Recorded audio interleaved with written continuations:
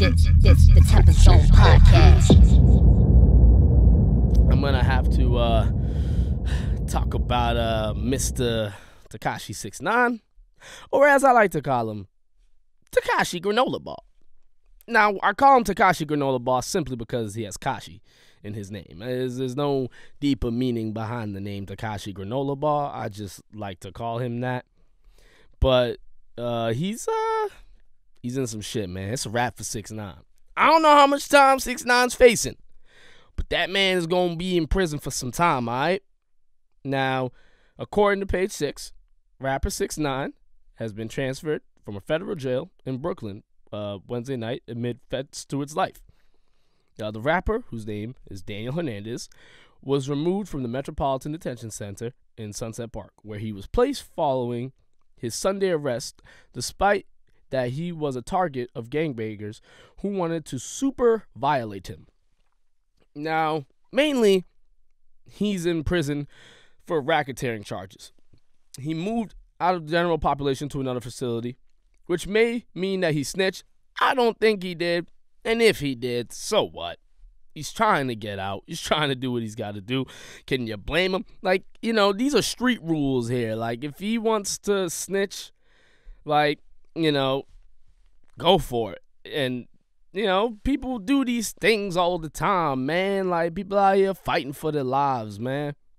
You know what's funny about all this stuff, man, is that when he was on The Breakfast Club, no one really saw it, but, he knew that something was coming up. You could tell that he was trying to distance himself from this crew as much as he possibly could because he wanted no problems with this, man. He's just trying to be free and make his money, man, because 6ix9ine is one of the most popular rappers in the game, which is crazy. I mean, the music isn't bad. It's just that, like, the way this dude acts and all of his antics and mannerisms, it's just, it adds up to him being, the biggest rapper right now. It's, and now he's definitely the most talked about rapper.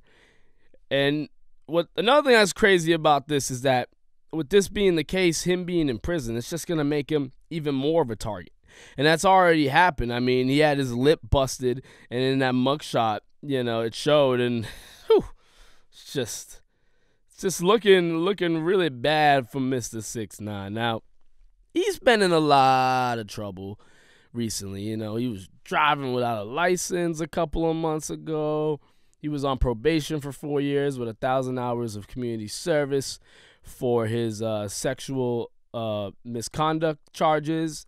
I mean, 6ix9ine just had a lot of things that were not going his way, while there were also things going his way. He just had a lot of crazy shit going on. But one thing that has me concerned about 6ix9ine is that his safety in prison is gonna be something that they're gonna have to look out for, because the dude's a target. Obviously, I mean, when you're a rapper at his level, repping the way he was with his Trey 9 gang and being so vocal, it's gonna bring a bad light to your aura, just in general. I worry for Daniel Hernandez more than I do 6ix9ine, because when I look at 6ix9ine, I see somebody that just really, really wanted to make it in the game, and he was gonna do it in any way possible. Now, another thing about this is that 6ix9ine, we don't know exactly how involved he was with this gang. Now, we know that he hanged out with Shotty a lot, and he was the guy who was running all of 9 Trey and taking care of all their stuff. We know that. But another thing that we don't know is what 6ix9ine was doing. Now, we all know he's obviously making the most money out of all of them, which is probably why he's going to, serve less time than we expect. But if you don't think 6ix9ine is serving any time, you are wrong. They're probably going to serve him 6 to 9 years just to say fuck you. I'm serious. Like, I totally could see that happening because, he's gotten convicted twice of certain things. You think they're going to let him get away a third time? You really think so? And we talking about the FBI here, man. FBI has a conviction rate of 97%. 97%, ladies and gentlemen. So, likelihood he gets out scot-free and nothing happens, I don't see that happening. I really don't. I think 6ix9ine is going to have to find a really crazy way to finagle himself out of this. Lawyers are going to have to be on point, which is going to involve him spending a lot more money. Now, to add insult to injury, his album Dummy Boy leaked. And now, the reason why this is a bad for him, because now he's not going to make the money that he should be making off of this, because now people are already going to hear it. So are people going to want to buy it after?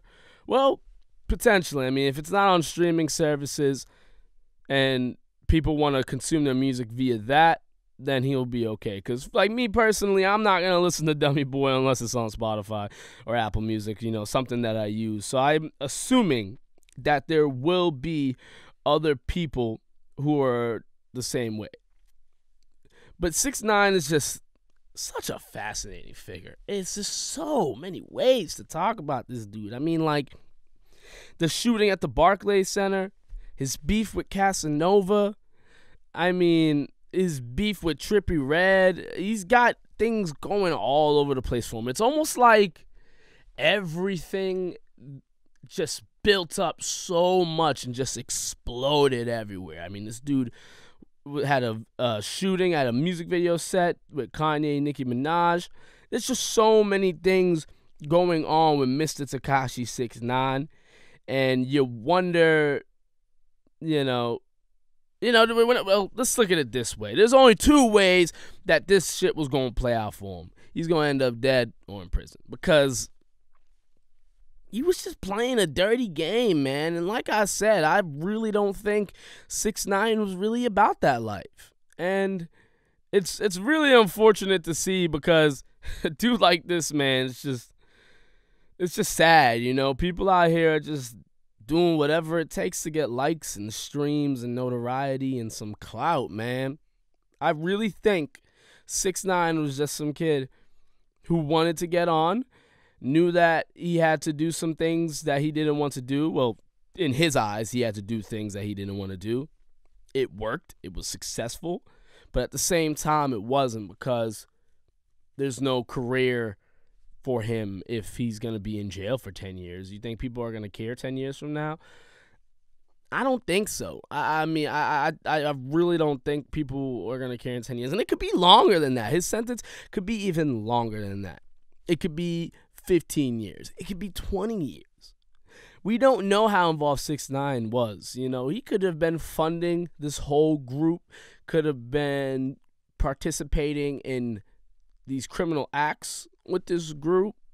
We just don't know everything that we need to know. But I can't help but think to myself that this all shouldn't have happened, This 6ix9ine could have avoided all this. Nah, I'm kidding. I'm just playing around. 6ix9ine couldn't avoid all this. He put this all on himself. And what I got to say to this is 6ix9ine, you're going down, man. I support you, but it's just a bad look for you, dog. It's just a really bad look for you. And I think what you got to know is that, ladies and gentlemen, if you want to make it in this rap game, you got to know that you got to make it a clean way. Look how Kendrick Lamar's made it. Look how Big Sean's made it. Do it that way. Don't just get into this game and do dirty shit, because it's going to come back to bite you. Look at Boonk, man, and other examples of people who have tried to portray this dirty life. They all have done crazy, stupid things, and now look at them. It's not there. I mean, 6ix9ine's popping because of the music and the crazy antics and the crazy looks. I'm telling you, all that is the triple threat. Like I've said before, that is the triple threat.